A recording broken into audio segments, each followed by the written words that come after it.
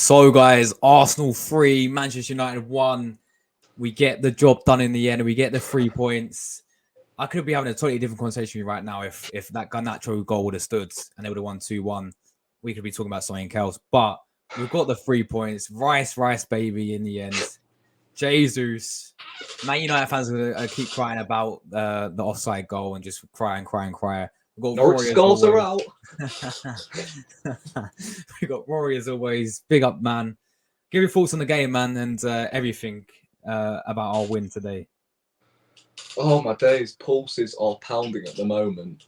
My God, you know what? I could be here all day speaking about them lot. So straight on, I'm just going to go in depth about the game itself, or else I'm literally going to be here all night speaking of them. You know what? I don't know what's going on with our intensity so far this season. I feel like we don't have that killer instinct at the moment. And this season, in this game, we were, as soon as we reached the final third, it was just, it was the passing that was the issue.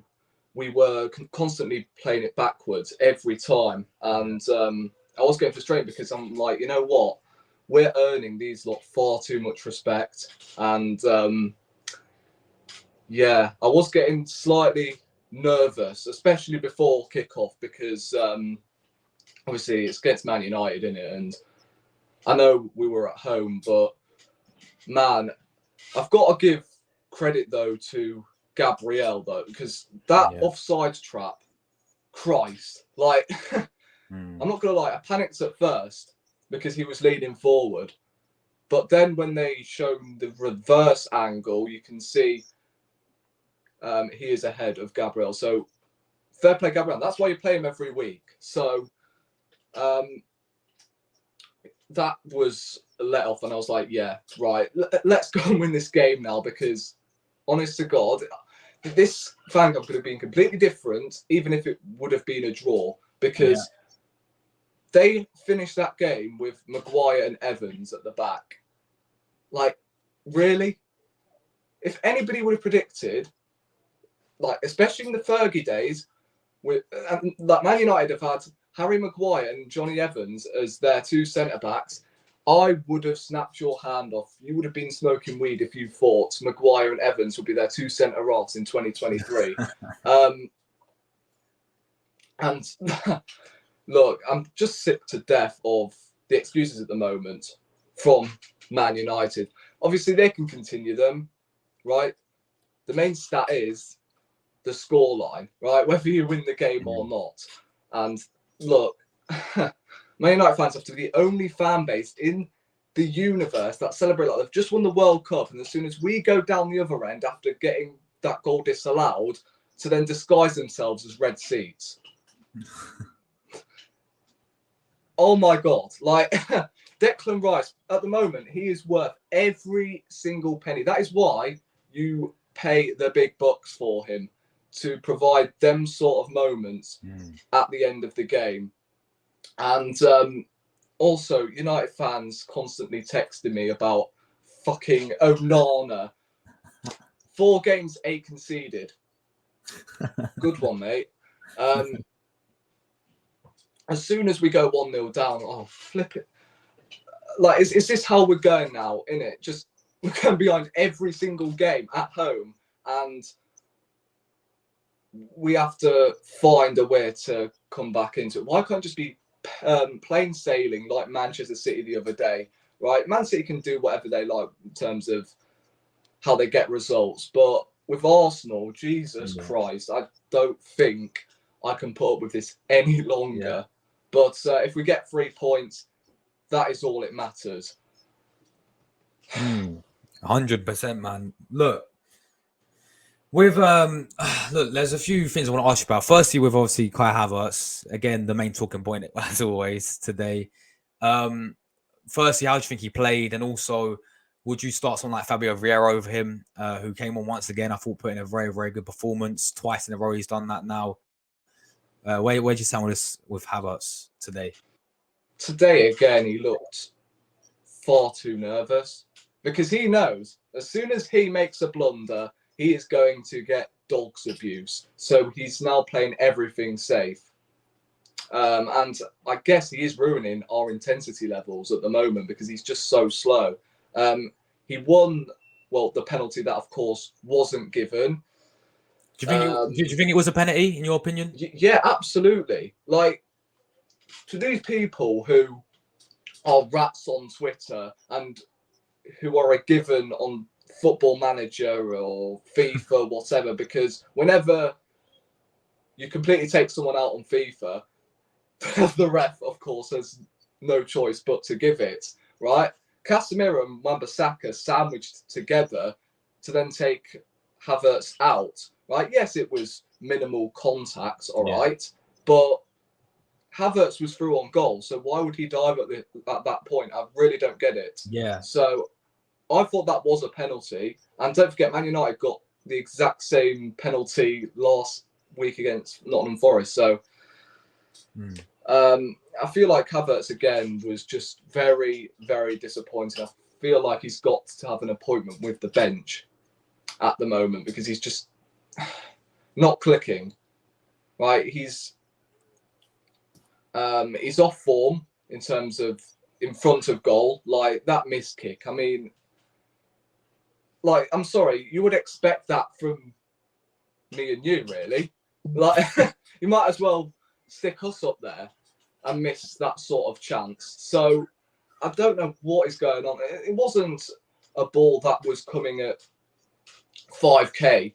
It was a slow ball to his feet, and he just misjudges it. I really don't get what is going on with him when it comes to, well, I guess we should be used to it by now because of that MLS challenge thingamajig. My God, he was just awful. So we should be expecting that, really. However, it wasn't a volley by any stretch. All he had to do was just put his foot through it. So I was really, really frustrated with him. I really was. Vieira, this may be controversial, but I wouldn't start him next week against Everton. The reason why I wouldn't start Vieira is because Everton, Sean Dyche, Brexit means Brexit, you get me, and they're going to set up deep and, of course, find some goal from somewhere by set piece. That's their game plan pretty much. So starting Vieira, especially away from home against Everton, may not be the smartest move, but he does deserve his flowers because he has been playing well at the moment. 2 assists off the bench is pretty good going, in my opinion. So fair play, Vieira. And look, it's not like I want him to fail or anything. I want him to succeed, but at the moment he's proven me wrong. Jesus as well. I mean, I think he should start though against Everton because he's known for breaking those, what do you call them, low blocks. So I feel like he could be the perfect option because look, Nketiah didn't have a great game, but what I will give him praise for is Lindelof, of course, got booked, and then of course he got hooked. So yeah, and then they brought off. They brought on Johnny Evans, and then Martinez got injured because of a tackle on him. So he then got brought off for Harry Maguire. So that doesn't occur, then maybe we don't win that game because Maguire and Evans otherwise wouldn't have been on the pitch. So I feel like Nketiah deserves a bit of credit. And I'm not going to lie, Saka today was rather disappointed. He was. Disappointing, sorry. He was really, I don't know, ineffective. I think he should have ran at Dalot a lot more. He's a right back, for God's sake.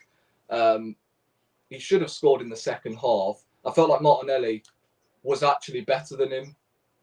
Yeah. However, what I will say, his corners were abysmal. Yeah. Absolutely abysmal. Like, he could not beat the first man. So I thought Martinelli was brilliant, apart from his corners. Saka was a little ineffective. I thought the back four actually played well.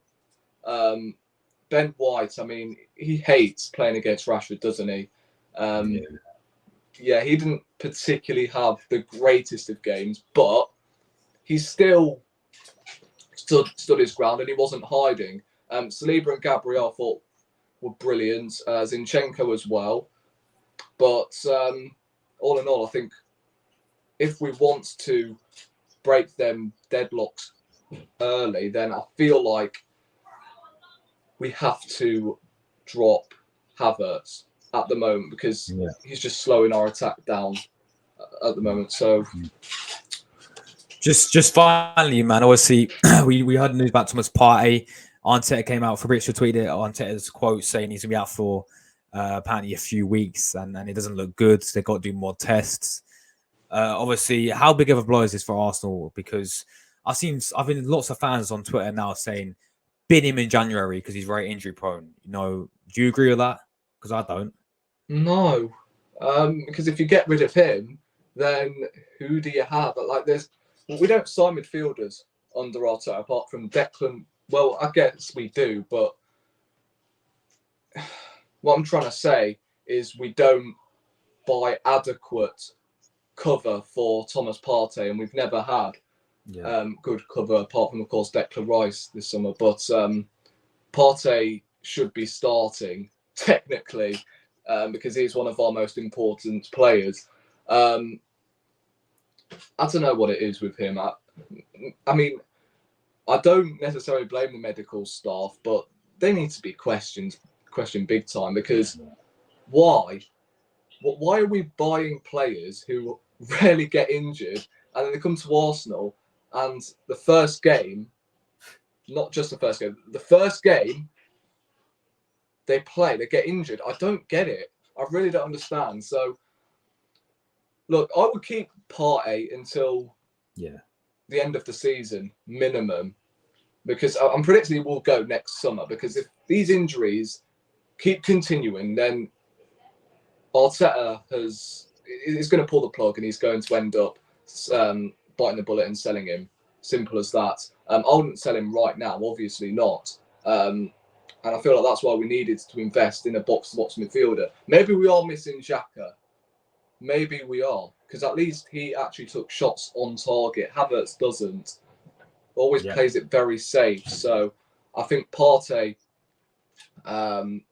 is a must keep because you see the importance whenever he is in the midfield, especially against Manchester City in the Community Shield.